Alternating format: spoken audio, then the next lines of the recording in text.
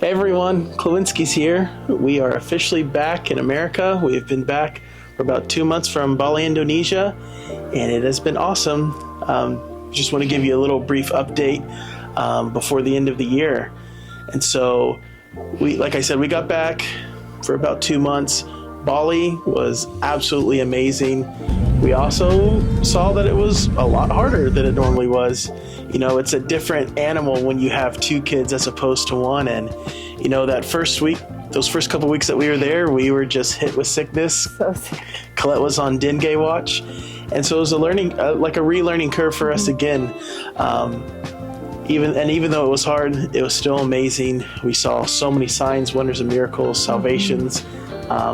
But one miracle we wanted to talk about real quick was we were able to go to this orphanage, and there was this young, maybe 12, 13-year-old girl there. And ever since she was 3 years old, she was dedicated to the family that had adopted her to be a medium for the dead. And so they would use her to channel spirits into her to be able to speak to the dead. And so once her adoptive parents, they were elderly, they're also like shaman, priests. Once they passed away, the orphanage that we worked with took her in and has been taking care of her ever since. And so she's been in the orphanage for about 3 months now. And so when we came to this orphanage to minister to these kiddos, we were able to preach the gospel to her.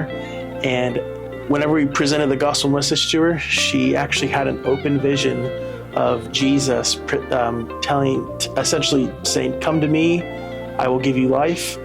And then the next moment, she's manifesting all the demons that she had in her from being a medium for the dead. And in short, all the demons have left her. And now she's a full-on follower of Jesus, set free and delivered and washed in the blood. Such a sweet girl. Yeah, and our team is following up with this orphanage and still discipling a bunch of these young kids that came to know Jesus, and especially for this girl as well. So yeah, that's just one of the testimony. We have many, many more. If you check in our update letter that we send out, I kind of have bullet points of just some of the miracles that we have seen. But like we said, Bali was amazing. It was great being back on the field. And one thing that we've seen is our family was made for the mission field. And so our girls, even past sickness, they thrived, even through long moments of like working early in the morning to late at night, to doing ministry with us. All of our kids had something special to add to it. Both of our kids seemed so right at home that when we told them we had to go back to Florida, they were sad. Yeah, it was awesome just to make it clear to them too that this was about them, like their mission as well, not just mommy and daddy's thing, but that we get to do this as a family, and just explaining to them that these people have never heard about Jesus, and that it's such a privilege that we get to bring it to them and actually share it with them. And so that was so sweet.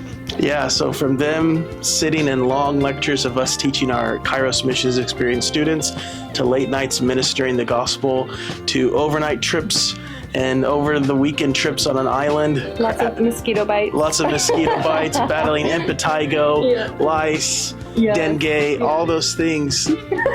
You know, it was actually a pretty awesome trip. We went through it. And so our girls, we just, like we said, we were made for the Klawinskis were made for the mission field. Yes. And so that's a little bit about Bali. And so now we're back here. So you guys may be wondering, Klawinskis, now that you're back from Bali, what are you doing for the rest of the year? And what are you doing for 2025? As you guys know, we are the base leaders here down in Port St. Lucie, Florida for our American missions base. And we have about 10 employees underneath us. And so all 10 of these employees, we are getting ready and prepping to be able to deploy them to the Middle East. And so they should be able to have deployment by, some of them will be deploying in the spring and some of them will be deploying in the summer. Because we're actually hoping to pioneer a new base in Lebanon in 2025. But as you know, Lebanon's in war right now, so there's a little bit of a wait. But essentially, we're not going to have our people just wait around. We're going to prepare them in every single way that we can so that when the doors open, we'll be able to launch them right in where they can go. And so that will be the majority of our time here in the States, along with doing the normal stuff that we do, which is going to different churches, going to college campuses, and mobilizing people for missions, mobilizing people for prayer, mobilizing people to bring them to the mission field with us as well as serving our church and just reaching Gen Z here in our own backyard and just reaching our neighbors around us as well. And so one thing that we've currently been doing, as you guys have heard, there's was it Hurricane Milton along with the other hurricanes? Yes. Oh my gosh. Hurricane Helene, Hurricane Milton that came through, and but Hurricane Milton is the one that touched our community, and we've been doing hurricane relief effort. Yeah, it was actually the tornadoes that did the damage for us. Yeah, so 2 tornadoes touched down in this elderly community, and it just ravaged through the community. Yeah. And then an hour later, the hurricane hit. And so since the Saturday after the hurricane hit, we have been in this 55 plus community, putting tarps on people's roofs, bringing food, bringing water, bringing anything that we can do to help these elderly people. Most of their homes have been destroyed. Yeah. Their lives have been turned upside down. It was horrible. Right. And so we at Kairos Global are doing our efforts and everything that we can to help out this community. And so the community work, it'll take years for it to be restored, but we're going to do our part that we can. And so that's what we've been doing really since we've gotten back so far. And so Since the hurricane. since the hurricane. And so for 2025, the Klawinskis, we are still praying about, do we stay in America and help to train and send out missionaries to the unreached, or do we move back overseas?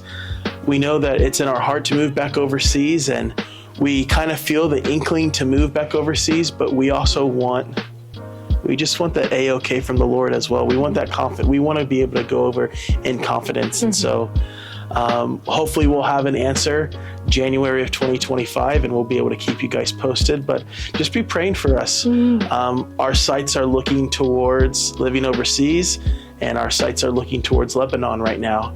And so we just ask that you would pray, just that we would have wisdom and clarity and just timing on all this whole thing. Good, yeah. And so that's just a little update from us for now. We are staying home for Thanksgiving. We are staying home for Christmas. Our family's a little bit topped out right now from traveling. And so we won't be home to see you guys, but hopefully we would get a FaceTime or just see you in the future. We love you guys. Thank you so much for your years of support, for you praying for us. We love you guys. We cannot do this without you. Thank you for helping us reach the unreached, and thank you for actually partnering with us and reaching the unreached yourselves through us. And so we love you guys. Yes. See you soon. Thank you.